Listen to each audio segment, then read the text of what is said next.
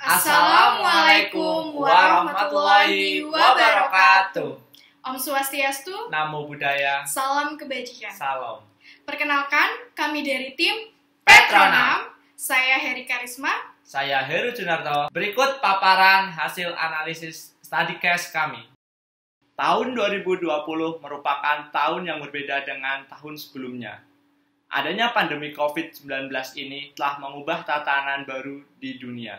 Berdasarkan data, sampai hari Minggu tanggal 20 September 2020, kasus COVID-19 di dunia sebanyak 31,2 juta kasus. Di Indonesia sendiri terkonfirmasi positif menembus angka 244.676 kasus. IHSG secara year to date mengalami penurunan sebanyak 16,82%.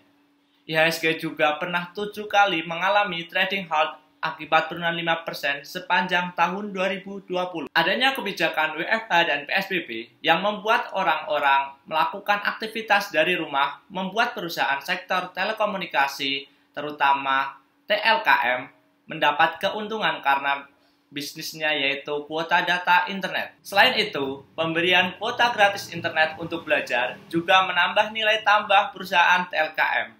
Dengan notabene perusahaan plat merah, Telkom ini juga mendapatkan suntikan dana dari pemerintah BUMN, sehingga kegiatan operasionalnya dapat terjaga.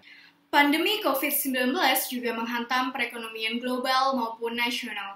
PDB Indonesia pada kuartal 1 2020 hanya mencapai 2,97% year on year. Ini merupakan angka yang lebih rendah apabila dibandingkan dengan kuartal 1 2019 sebesar 5,07%. Kemudian dilanjut pada kuartal 2 2020 di mana PDB Indonesia terkontraksi 5,32%. Adapun penyebab dari penurunan kuartal kedua 2020 adalah adanya aturan PSBB, pembatasan sosial berskala besar. Sehingga ini menyebabkan daya beli anjlok, produksi terhambat, dan juga sektor jasa maupun pariwisata yang tidak bisa bergerak. Pada kuartal 3 2020, PDB Indonesia diproyeksikan oleh beberapa konsensus masih berada pada angka negatif yaitu minus 2%. Ini terjadi karena adanya pelonggaran PSBB yang mana ini memperbolehkan beberapa sektor untuk beroperasi kembali. Naik atau turunnya PDB tentunya akan berpengaruh terhadap IHSG, yang mana pengaruh ini bersifat positif. Artinya, ketika PDB naik, maka IHSG akan merespon naik. Dan sebaliknya, apabila PDB turun, maka IHSG akan merespon turun. Namun, naik atau turunnya IHSG hanyalah bersifat temporal. Sektor telekomunikasi adalah sektor yang paling diuntungkan dari adanya pandemi ini. Karena diberlakukannya school from home maupun work from home, kebutuhan masyarakat akan paket data maupun internet semakin meningkat. Hal ini dibuktikan dengan kontribusi sektor telekomunikasi terhadap PDB pada kuartal 2 2020 sebesar 10,88%. Untuk menopang stabilitas rupiah dan mendorong permintaan dan daya beli, Bank Indonesia menetapkan suku bunga acuan di level 4% pada 17 September lalu. Ini merupakan langkah yang konsisten untuk mendorong pemulihan ekonomi di tengah pandemi. Hubungan antara suku bunga dan IHSG adalah berbanding terbalik, di mana ketika suku bunganya turun, maka investor akan memindahkan modalnya di pasar modal. Dengan begitu, permintaannya meningkat dan menyebabkan IHSG akan melambung tinggi. Dan sebaliknya, karena investor akan memilih di mana investasi yang memiliki return yang lebih tinggi. Suku bunga acuan sendiri tidak memiliki pengaruh yang signifikan terhadap harga saham Telkom. Akan tetapi, emiten akan merespon suku bunga yang rendah ini dengan hal yang positif. Misalnya, modal kerja yang didapatkan akan lebih mudah, sehingga ekspansinya akan lebih luas, dan juga beban bunga terhadap hutangnya akan lebih rendah. Pada Agustus 2020, inflasi terjadi 1,32% year on year. Ini merupakan lebih rendah daripada bulan lalu, Juli 2020, sebesar 1,52%. Indeks harga konsumen yang menjadi parameter inflasi secara umum mengalami penurunan. Hal ini terjadi karena adanya pelemahan daya beli. Alhasil, permintaan barang mengalami perlambatan dan harga beli sulit untuk naik.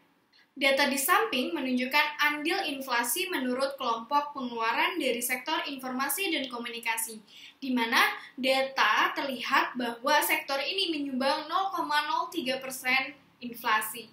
Nah, inflasi dan suku bunga memiliki hubungan yang saling berkaitan, di mana ketika suku bunga rendah akan berdampak pada makin banyaknya orang yang meminjam uang. Akibatnya, konsumsi bertambah karena uang yang beredar lebih banyak. Ekonomi mulai tumbuh, dan efek selanjutnya adalah inflasi naik. Berlaku sebaliknya. Kesimpulan dari kelompok kami adalah merekomendasikan buy TLKM dengan target price 4.960 dan expected return 67%. Serta katalis pendukung. Yang pertama, bisnis model, di mana TLKM yang bidang usaha utamanya informatika dan telekomunikasi sangat dibutuhkan di berbagai situasi dan mendapatkan angin segar dengan adanya WFH dan PSBB, serta didukung adanya penambahan jumlah pengguna internet. Dan TLKM ini juga sebagai market leader pada sektor utamanya. Yang kedua, fundamental. Pendapatan bersih TLKM pada Q1 sebesar 5,8 miliar dan Q2 adalah 5,1 miliar.